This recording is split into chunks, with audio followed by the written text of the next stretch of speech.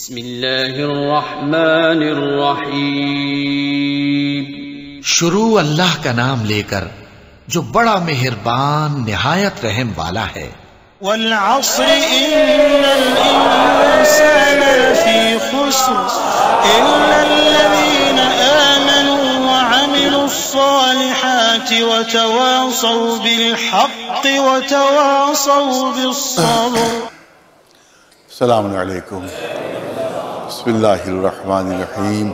الحمدللہ الذی علا بحولہ ودنا بطولہ مانع کل غریمۃ وفضل وکاشف کل عظیمۃ وزل استعینہ قاہرا قادرا وتوکل علیہ کافیا ناصرا واشہد ان لا الہ الا هو الہا واحدا احدا الذی لم يتخذ فی عز جلالہ صاحبۃ ولا ولدا واشہد ان محمدا عبدہ المصطفیٰ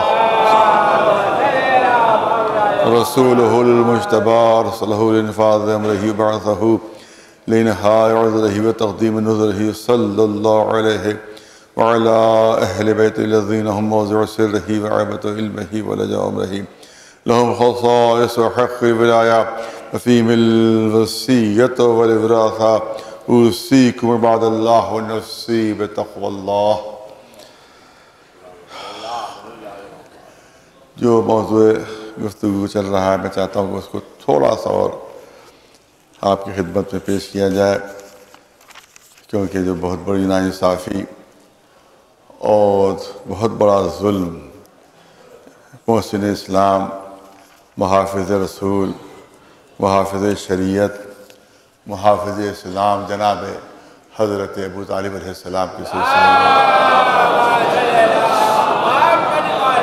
جو دشمنان اہل بیت نے جو یہ بات مشہور کر رکھی ہے کہ وہ معاذ اللہ حالت کفر اور شرک میں دنیا سے رخصت ہوئے، تو میں چاہتا ہوں اس پر تھوڑی سی گفتگو اور مزید ہو جائے انشاءاللہ۔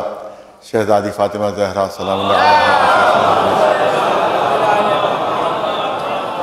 گفتگو انشاءاللہ اپنی بساط کے مطابق انشاءاللہ وہ گفتگو ہوگی، لیکن میں چاہتا ہوں جو بات شروع ہو گئی ہے اس کو تھوڑا سا اور پیش کیا جائے کہ میں نے کہا کہ سینکڑوں دلیلیں موجود ہیں جناب ابو طالب کی ایمان کے سلسلے میں، اور اگر ان میں سے کوئی ایک، جیسے میں نے عرض کیا، اس میں سے کوئی ایک دلیل بھی، صرف ایک دلیل بھی کسی کے سلسلے میں ہوتی تو سارے مسلمان اس کو مسلمان تسلیم کر رہے ہوتے، صاحب ایمان تسلیم کر رہے ہوتے، لیکن سینکڑوں دلیلوں کی موجودگی کے باوجود ان کو مسلمان تسلیم کرنے سے آج بھی لوگ کتراتے ہیں اور منکر ہیں، اور وہی دشمنی اہل بیت ہے جو دل میں بھی نسلوں سے چلی آ رہی ہے، نسلاً بعد نسلن جو دشمنی اہل بیت ہے وہ دلوں میں چلی آ رہی ہے، جس کی وجہ سے یہ بات آج تک کہی جاتی ہے کہ حالت کفر و شرک میں دنیا سے گئے۔ بہت سے میں نے کہا دلیلیں ہیں، تو قرآن مجید میں بھی ہیں اور عقلی دلیلیں بھی ہیں، نقلی دلیلیں بھی ہیں۔ نقلی سے مراد یہ ہوتا ہے کہ یعنی حدیث اور قرآن مجید میں جو دلیل ہیں وہ نقلی دلیلیں کہلاتی ہیں، اور وہ عقلی دلیلیں جو ہیں وہ بھی موجود ہیں اس میں۔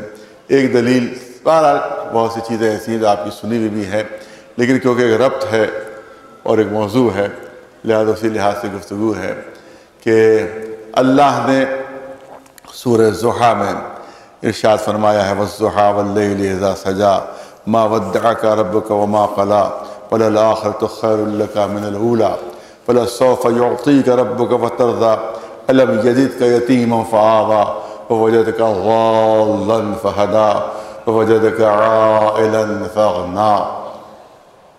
سورہ ضحیٰ اعلان ہو رہا ہے حضور سرور کائنات محمد مصطفیٰ صلی اللہ علیہ وسلم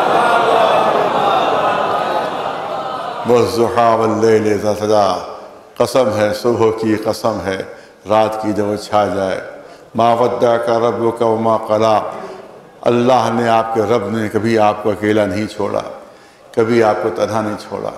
تفصیل نہیں عرض کرنا ہے، بس فَلَسَوْفَ يُعْطِيكَ رَبُّكَ فَتَرْضَىٰ، ان قریب اللہ آپ کو ایک ایسی نعمت دے گا کہ آپ راضی ہو جائیں گے۔ یہ آیت بھی مفسرین کا اتفاق ہے کہ یہ آیت بھی شہزادی کونین فاطمہ زہرا صلی اللہ علیہ وسلم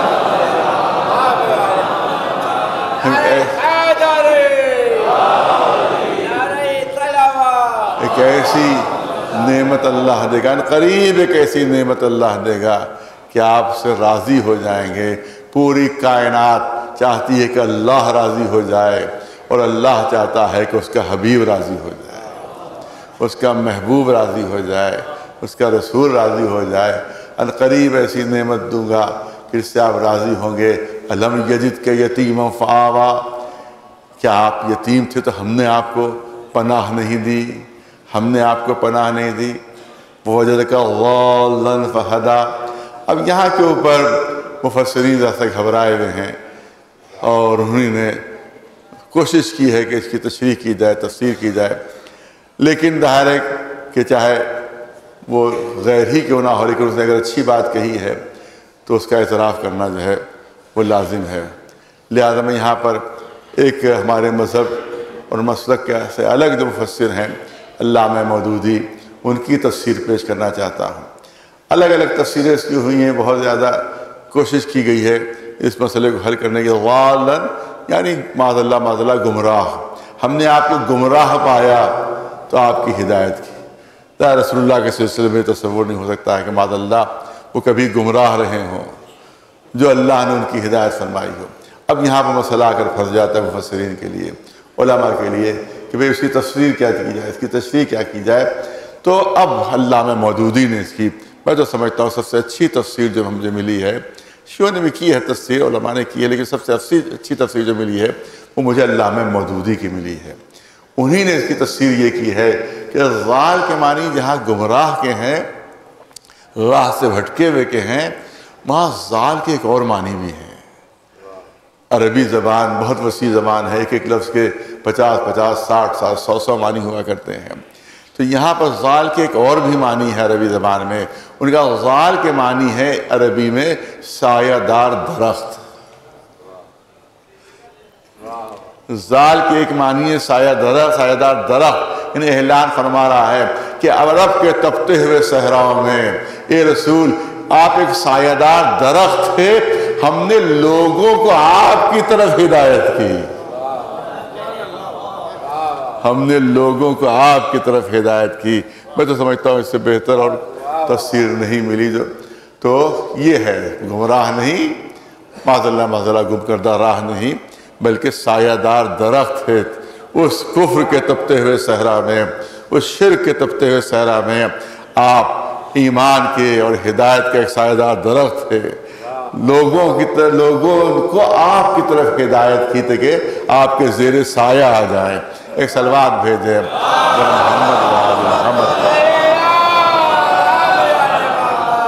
الم یجد کا یتیما فآوا، ہم نے آپ کو یتیم پایا تو ہم نے آپ کو پناہ دی۔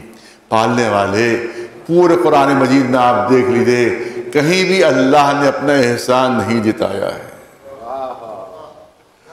کہیں بھی اپنا احسان نہیں جتایا ہے۔ پالنے والے، ہر یتیم کی سرپرستی کرنے والا تو ہی ہے، ہر مالدار کو غنی بنانے والا تو ہی ہے، تیرے والا کون ہے؟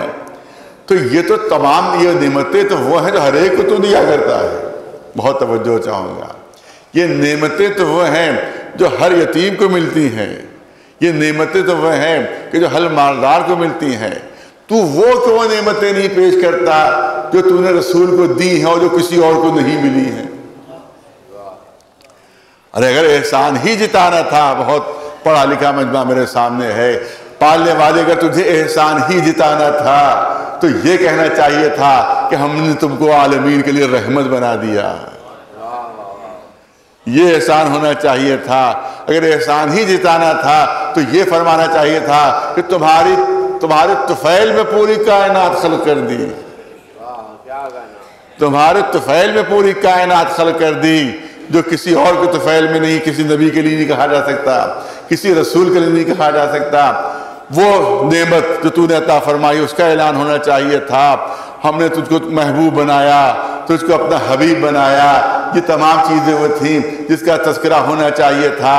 لیکن وہ نعمت بیان کر رہا ہے جو تو سب کو عطا کیا کرتا ہے، وہ چیزیں بیان کر رہا ہے جو سب کو تو دیا کرتا ہے۔ یہ کیا بات ہے؟ تو نداء قدرت آئے گی کہ مصلحت اس میں یہ ہے کہ جو نعمتیں میں نہیں جتا رہا ہوں اس کو سب یاد رکھیں گے۔ رحمت للعالمین سب کو یاد رہے گا، باعث خلقت کائنات سب کو یاد رہے گا، محبوب ہونا سب کو یاد رہے گا، مگر دو نعمتیں ایسی ہیں جن کو لوگ بھلا دیں گے، ایک پناہ دینا، ایک غنی بنانا۔ لہذا میں نے وہ نعمتیں بیان کی ہیں جس کو بھلا دیا جائے گا، تاکہ جس وقت میں کہوں کہ میں نے تمہیں پناہ دی تو دنیا پھر تاریخ میں ڈھونڈے کہ وہ پناہ دینے والا ہے کون، کس نے پناہ دی اور کس نے مالدار بنایا۔ تو جب دیکھے گا تاریخ میں کہ کس کے مال کے ذریعے سے رسول اللہ غنی بنے، تو جناب خدیجہ کا نام آئے گا۔ تو جن کے احسانات کو دنیا بھلا دے گی، انہی کے احسانات کو میں قرآن میں یاد دلا رہا ہوں۔ ایک صلوات بھیج دے بر محمد وآلہ۔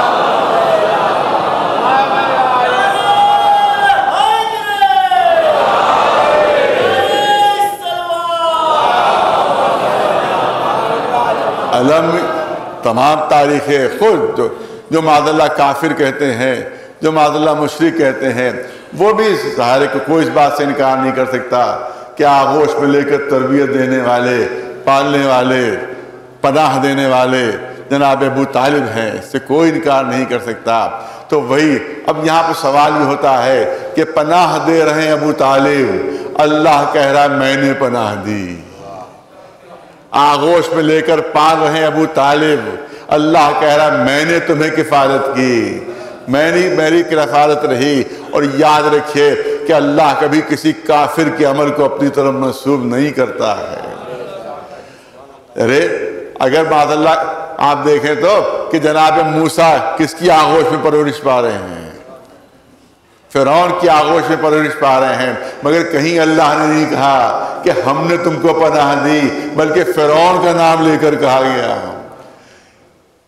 کہ تم نے فرعون کے محل میں جو ہے وہاں تم محل میں رہے وہاں، اور وہاں ہم نے تم کو فرعون کے محل میں تمہیں پناہ دی۔ اس کا مطلب ہے کہ فرعون کے عمل کو فرعون کی طرف منسوب کیا گیا، لیکن یہاں پر جناب ابو طالب کے عمل کو اللہ اپنی طرف منسوب کر رہا ہے۔ تو کسی کافر کے عمل کو اللہ اپنی طرف منسوب نہیں کر سکتا۔ قرآنی دلیل ہے اور بہترین دلیل ہے کہ جس نے پناہ دی، جس نے آغوش میں لے کر پالا، وہ مسلمان ہے، مومن ہے، محافظ اسلام ہے۔ صلوات بھیج دیں محمد۔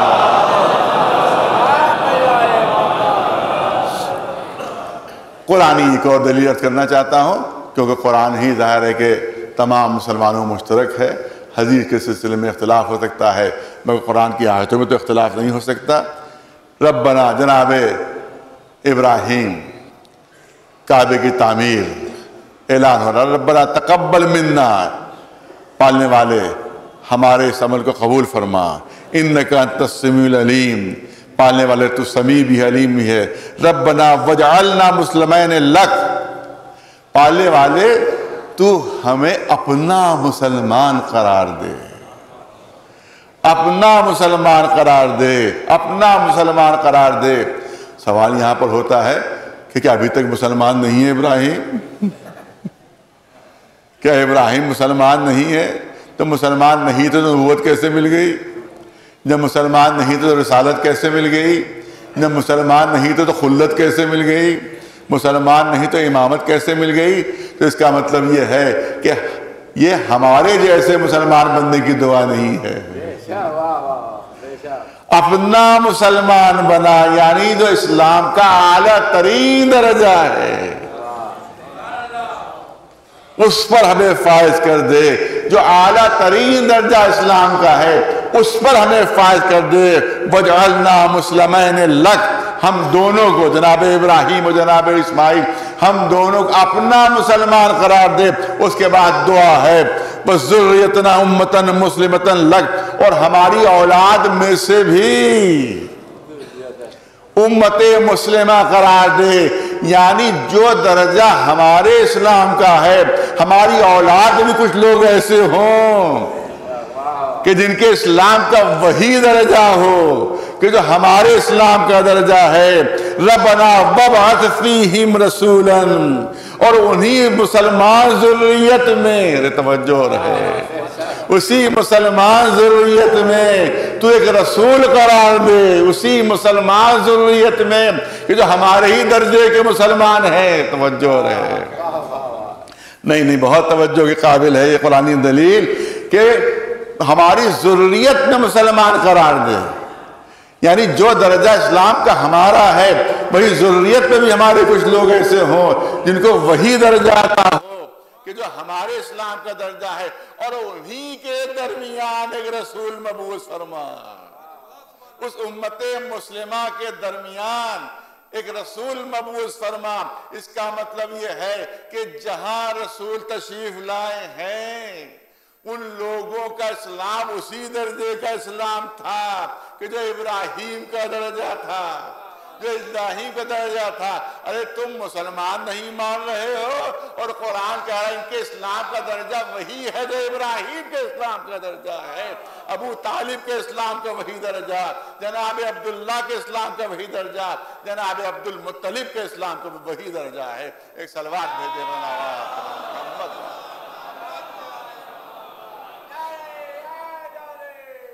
ارے قرآن کی تلاوت کر رہا ہوں تو قرآن کی تلاوت کر رہا ہوں، کسی کو انکار نہیں ہو سکتا کہ ربنا وابعث فیہم، اسی امت مسلمہ میں جو میری ذریت سے ہے تو رسول مبعوث کر کہ جو لوگوں کی ہدایت کرے. یہ تو ہے سورہ بقرہ کی آیت نمبر 128 اور 129. اب سورہ آل عمران میں اعلان ہو رہا ہے لقد من اللہ علی المؤمنین اذ بعث فیہم رسولا من انفسہم. یہ سورہ آل عمران کی 164 نمبر آیت ہے جس میں اعلان ہو رہا ہے کہ اللہ نے مومنین پر احسان کیا کہ انہی میں ایک رسول بھیجا، انہی میں کا وَبَعَثَ رَسُولًا مِّنْ أَنفُسِهِمْ، انہی کے نفسوں میں سے ہی ایک کو ہم نے رسول کے طور پر مبعوث فرمایا. مومنین میں، مومنین کے درمیان میں اگر ہم کہیں مجلس پڑھنے کے لیے مجمع جمع ہے تو ہم کہتے صاحب میں نے فلاں علاقے میں جا کے اتنے مومنین کے درمیان میں مجلس پڑھی، اتنے مومنین کے پیچھے جو ہے میرے پیچھے نماز پڑھی. اس کا مطلب ہے کہ مومنین پہلے سے موجود تھے تبھی تو میں گیا.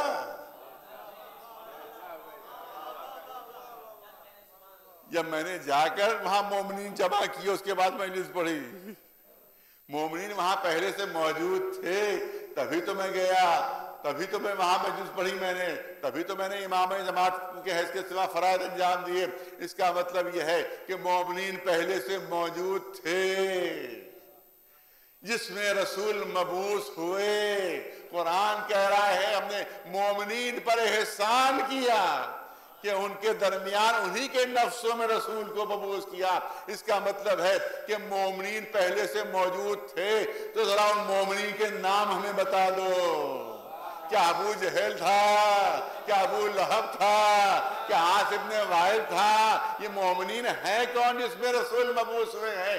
نام ملے گا تو ابو طالب کا نام ملے گا، نام ملے گا تو جناب عبداللہ کا نام ملے گا، نام ملے گا تو جناب عبد المطلب کا نام ملے گا. قرآن ان کو مومن کی سند دے رہا ہے اور تم کہہ رہے ہو صاحب ایمان نہیں.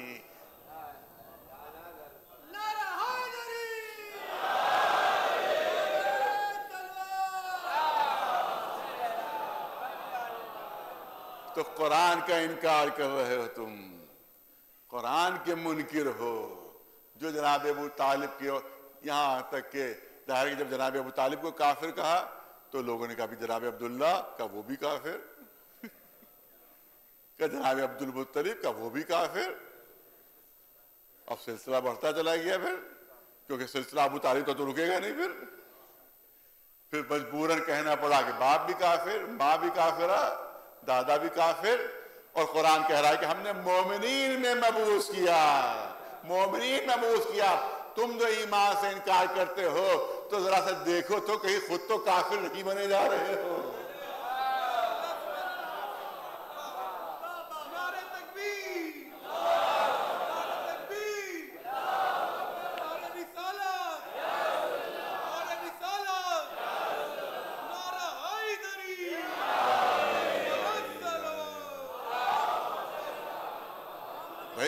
میری بنائی ہوئی آیت نہیں ہے، میری بنائی ہوئی کوئی عبادت نہیں ہے۔ قرآن مجید حوالے بھی دے دیا سورہ آل عمران آیت نمبر 164 کہ جس میں قرآن نے اعلان فرمایا ہے کہ مومنین میں مبعوث ہوا، مومنین میں یہ رسول مبعوث ہوا۔ اس کا مطلب ہے مومنین پہلے سے موجود تھے جن میں مبعوث ہوا ہے۔ اب یہ بتاؤ کہ یہ مومنین کون ہیں؟ ایک صلوات بھیجے بر محمد اور ایک دلیل اور پیش کرنا چاہتا ہوں۔ ظاہر ہے کہ میں نے کہا کہ جب موضوع ہے تو اسی کے حساب سے گفتگو ہوگی، کیونکہ اب دامن وقت میں گنجائش نہیں رہی ہے۔ صرف ایک دلیل اور کرنا چاہتا ہوں، اور وہ دلیل اس طرح سے ہے کہ تمام مسلمانوں کا عقیدہ یہ ہے کہ حضور سرور کائنات محمد مصطفیٰ صلی اللہ علیہ وسلم تمام انبیاء سے افضل ہے، سردار انبیاء ہے، افضل الکائنات ہے، اس سے بڑھ کر کوئی نہیں، اس سے بڑھ کر کوئی نہیں۔ یہ تمام مسلمانوں کا عقیدہ ہے۔ جناب موسیٰ، جناب عیسیٰ، جناب یوسف، جناب ابراہیم، جناب خضر، جتنے بھی انبیاء کے نام لیتے جائیں، وہ جب تک اس وقت تک ان کو نبوت نہیں ملی ہے جب تک کہ ہمارے نبی کی نبوت کا کلمہ نہیں پڑھا انہوں نے۔ لہذا ہر نبی ان کا امتی ہے، ہر نبی ان کا امتی ہے۔ عیسیٰ بھی امتی ہیں، موسیٰ بھی امتی ہیں، جتنے بھی انبیاء ہیں سب ان کے امتی ہیں۔ اب میں توجہ چاہوں گا، میں ایک دلیل قرآن سے ہی دلیل پیش کی جا رہی ہے تاکہ کسی کو انکار کی گنجائش نہ رہے۔ آپ دیکھیں کہ جناب موسیٰ، معلوم ہے آپ کو کہ فرعون کو نجومیوں نے، اس نے خواب دیکھا فرعون نے کہ شام کی طرف سے ایک چنگاری اٹھی ہے، اس کے محل پر گری، اس کا پورا محل جل گیا، خاک ہو گیا۔ اس نے نجومیوں سے پوچھا، اور جو خواب کی تعبیر دیتے تھے ان سے پوچھا کہ بھئی کس کی تعبیر کیا ہے؟ کہا شام ہی سے ایک فتنہ بلند ہوگا، ایک شخص پیدا ہوگا کہ جو تمہاری حکومت کو ختم کر دے گا، جو حکومت کو ملیامٹ کر دے گا۔ شام میں اس زمانے میں بنی اسرائیل رہتے تھے، حکم دے دیا بنی اسرائیل میں جو بھی بچہ پیدا ہو اس کو ختم کر دیا جائے، اس کو مار ڈالا جائے، اس کو اگر ماں کے شکم میں ہو تو شکم چاک کر دیا جائے، بچہ پیدا ہو جائے تو بچے کو مار دیا جائے۔ تفصیل نہیں عرض کرنا، واقعی انشاءاللہ کسی اور موقع پر تفصیل عرض ہوگی، آج وقت نہیں رہا۔ تو اس کے بعد آخر میں جناب موسیٰ، ظاہر کہ ان کی ولادت ہو جاتی ہے۔ اب جناب موسیٰ کی والدہ کو خطرہ پیدا ہوا کہ کہیں کوئی جاسوس خبر نہ دے دے اور جناب موسیٰ کو قتل کر دیا جائے۔ وحی نازل ہو، جناب موسیٰ کی ماں پر وحی نازل ہوتی ہے کہ تم ایک صندوق میں رکھ کر اس کو دریائے نیل کے حوالے کر دو، اور ہم وعدہ کرتے ہیں کہ موسیٰ کو تمہاری طرف پلٹائیں گے۔ ظاہر الہی وعدہ تھا، لہذا ماں نے پتہ نہیں کس دل سے صندوق میں جناب موسیٰ کو رکھا، اس کے بعد دریائے نیل کے موجوں کے حوالے کر دیا۔ دنیا کا سب سے چوڑا دریا ہے دریائے نیل، اور اس میں بالکل سمندر کی سی موجیں اٹھتی ہیں۔ اب ظاہر ہے کہ تھپڑیں کھاتا ہوا اور موجوں پر بہتا ہوا یہ صندوق جا رہا ہے، مصلحت الہیہ، مشیت الہیہ۔ اسی وقت فرعون اور اس کی زوجہ آسیہ دریا کے کنارے بیٹھے ہوئے دریا کی سیر کر رہے تھے۔ ایک نظر پڑی کہ بیچ دریا میں ایک صندوق جا رہا ہے۔ فرعون کو تعجب ہوا کہ بیچ دریا میں صندوق کیسا جا رہا ہے۔ غلاموں کو حکم دیا جا کے لے کر آؤ، سب گئے اور جا کر وہ صندوق لے کر آئے۔ اب جو صندوق کھولا تو دیکھا ایک چاند سا بچہ اس کے اندر، ایک 2-3 دن کا بچہ اس کے اندر ہے۔ اب قرآن کہہ رہا ہے کہ ہم نے آسیہ کے دل میں موسیٰ کی محبت ڈال دی۔ آسیہ کے دل میں، کیونکہ حفاظت کرنا تھی، آسیہ کے دل میں ہم نے موسیٰ کی محبت ڈال دی۔ جناب آسیہ نے گود میں اٹھا لیا، ہم اس کو اپنی اولاد بنائیں گے، ہم اس کو اپنا بچہ بنائیں گے، اپنی اولاد بنائیں گے۔ خدا تھا فرعون مگر اولاد کے لیے تڑپ رہا تھا، اولاد کے لیے بے چین تھا، اولاد نہیں تھی اس کی۔ ہم اس کو اولاد بنائیں گے، اپنی اولاد بنائیں گے۔ فرعون کہتا ہے کہیں یہ وہی بچہ تو نہیں کہ جس کی پیشین گوئی ہو، لیکن کیونکہ مصلحت تھی لہذا دل میں محبت ڈال۔ اب آسیہ جو ہے وہ دفاع کر رہی ہیں جناب موسیٰ کا، نہیں وہ نہیں ہو سکتا، بہت دور سے کہیں آ رہا ہے کہ اچھا مجھے گود میں دے دو۔ فرعون کو جیسے ہی گود میں جناب موسیٰ فرعون کی گود میں پہنچے، اب تمام روایتیں کہتی ایک ہاتھ سے داڑھی اور ایک ہاتھ سے تماچا۔ اب ظاہر نبوت کا تماچا تھا جو جھوٹے خدا کے منہ پر لگ رہا تھا، منہ پھر گیا اس کا، کہ یہی وہی بچہ ہے، یہ وہی بچہ ہے۔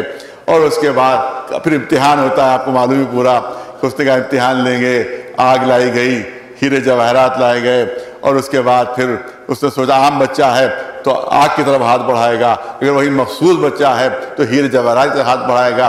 روایت کہتی ہے کہ جناب موسیٰ نے ہیرے جواہرات کی طرف ہاتھ بڑھایا کیونکہ نبی غلطی نہیں کر سکتا، لیکن اللہ نے جبریل کو حکم دیا کہ موسیٰ کے ہاتھ کو پھیر دو آگ کی طرف۔ آگ کا انگارہ اٹھا لیا، منہ میں رکھا، ہاتھ بھی جلا اور دہن بھی جل گیا، وہ سب نیت کرنا ہے۔ اب یقین ہوا فرعون کو نہیں یہ عام بچہ ہے، اب بچے کے لیے ضرورت ہوئی کہ کوئی دودھ پلانے والا ہو۔ اس کے بعد آ رہی عورتیں، بہت توجہ رہے، عورتیں آ رہی ہیں، دودھ پلانے والیاں آ رہی ہیں، دودھ پلانے والیاں آ رہی ہیں، لیکن ہر ایک کی طرف سے منہ پھیر رہے ہیں، ہر ایک کی طرف سے منہ پھیر رہے ہیں۔ قرآن نے اعلان کیا سورہ قصص میں یہ آیت موجود ہے کہ وہ حرمنا علیہ المراضع من قبل، ہم نے کافرہ عورتوں کا دودھ موسیٰ پر حرام کر دیا تھا۔ 3 دن کے موسیٰ، مگر معلوم تھا کون کافر ہے اور کون مسلم، کیا چیز حرام ہے کیا چیز حلال ہے۔ 3 دن کے موسیٰ کو علم تھا، لہذا جو عورت آتی تھی منہ پھیر لیتے تھے۔ اس کے بعد جب ماں آئی ہیں، جب ماں نے دودھ پلایا ہے، جب موسیٰ نے دودھ پیا ہے، مجھے اتنا بتاؤ کہ 3 دن کے موسیٰ کو معلوم تھا کہ کافر کی غذا حرام ہے، اور جو رسول اللہ نے 18 برس تک دسترخوان ابو طالب پر کھانا نوش فرمایا تھا، تو کیا رسول کو علم نہیں تھا کہ یہ کافر ہے؟ کیا رسول کو معلوم نہیں تھا کہ یہ کافر ہے؟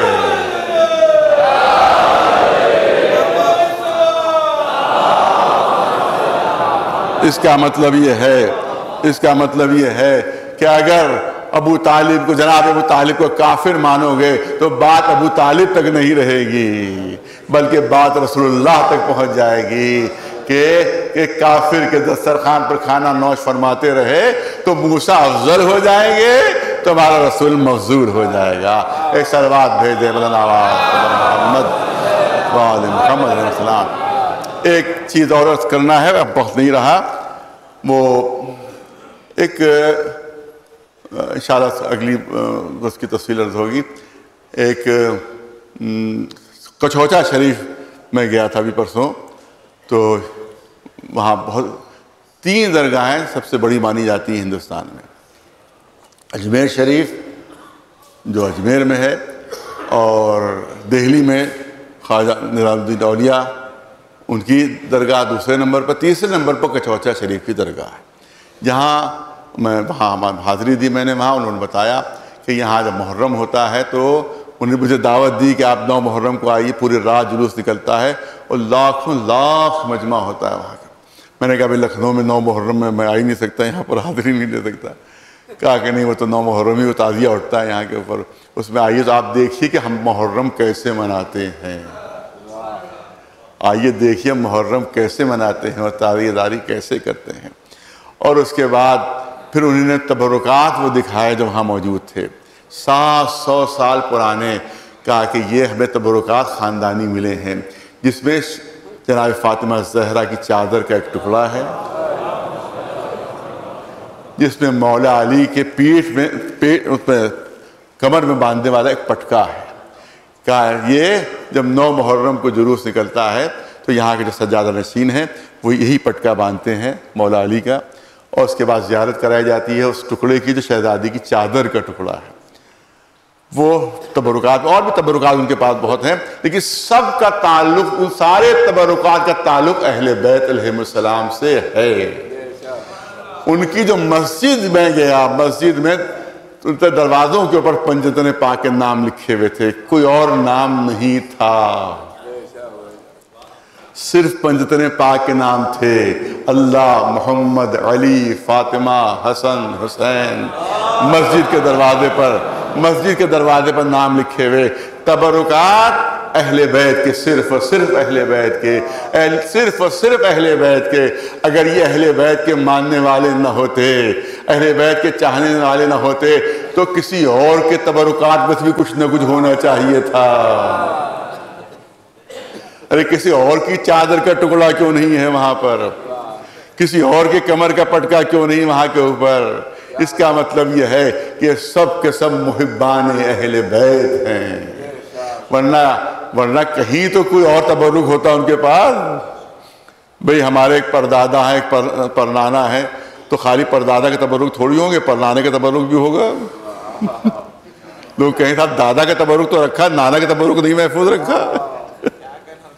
تو لیکن اس کا مطلب یہ ہے کہ جن سے محبت ہے، جن سے الفت ہے، جن کے ماننے والے ہیں، انہی کی تبرکات کو صدیوں سے حفاظت کرتے چلے آ رہے ہیں۔ لہذا کسی بھی پروپیگنڈے میں آپ کو نہیں آنا ہے۔ ہماری کوشش یہ ہو رہی ہے کہ جو عزادار ہیں، جو تعزیہ دار ہیں، جو ماتمدار ہیں، جو محبان اہل بیت ہیں، ان کو ایک پلیٹ فارم پر ہم لے کر آئیں تاکہ ایک ہماری بہت بڑی طاقت پیدا ہو۔ RSS کے جو ایجنٹ ہیں، میں ابھی تک تو میں نے نام نہیں لیا تھا، لیکن مجبوراً نام لینا پڑتا ہے کہ جو RSS کے ایجنٹ ہیں، جو دشمنان اسلام کے ایجنٹ ہیں، وہ نہیں چاہتے کہ مسلمان متحد ہوں۔ آپ دیکھیں میڈیا کا پلانی صرف اتنی ہوتی ہے کہ اگر کوئی چوہا بھی مسلمانوں کے خلاف بولے گا تو بریکنگ نیوز میں اس چوہے کو دیں گے وہ۔ تو ایک چوہا ہماری قوم کا ہے، ایک نجس چوہا جو بول رہا ہے اور بریکنگ نیوز میں اس کو دیا جا رہا ہے۔ وہ چوہا کہ جو ہمارے پنجرے سے نکل کے پتہ نہیں کس طرح سے بھاگ نکلا ہے وہ۔ لہذا ان کو پناہ مل گئی ہے، میڈیا اس کو اپنے سر پر چڑھا رہا ہے۔ وہ بات بے انتہا بے ایمان، بے انتہا دغاباز، بے انتہا مکار، ہمیشہ جس تھالی میں اس نے کھایا اسی تھالی میں چھید کیا ہے اس نے۔ لہذا بالکل قابل بھروسہ نہیں ہے۔ RSS والوں کو ایسے ہی دھوکہ دے گا کہ جیسا اس نے نسیم الدین کو دھوکہ دیا، جیسا اعظم خان کو دھوکہ دیا ہے، ویسے ہی RSS کے لیڈروں کو وہ دھوکہ دے گا۔ تو لہذا اس سے ہوشیار رہنا چاہیے، اس کی مکاریاں اور چال بازیوں میں نہیں آنا چاہیے۔ انشاءاللہ اس کا دنیا میں برا حشر ہوگا اور انشاءاللہ آخرت میں اس کا برا حشر نہیں ہے۔ بسم اللہ الرحمن الرحیم۔ والعصر ان الانسان لفی خسر الا الذین آمنوا وعملوا الصالحات وتواصوا بالحق وتواصوا بالصبر۔